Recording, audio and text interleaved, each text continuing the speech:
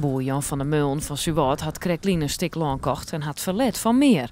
Hij pacht het een soort groen, maar eigen groen jouwt meer zekerheid voor de toekomst. Vooral van zijn zoon en skwaanzoon die de boel oernemen.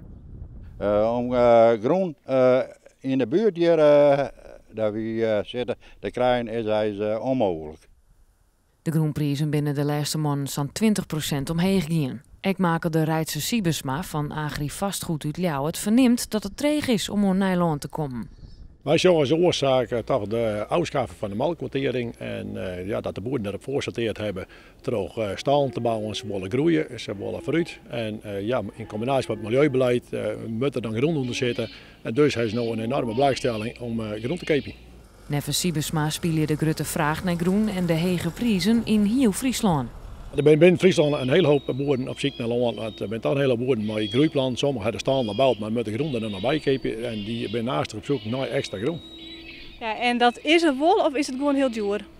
Nou, dat is de wol. Het is beperkt, het is krap. Maar wat er is dus duur. Ook al is het nou dreig om naar Nederland te komen, boer Van der Meulen blijft positief voor de toekomst. Ik denk van mijn gevoel zijnde dat het land momenteel net duurder wordt net.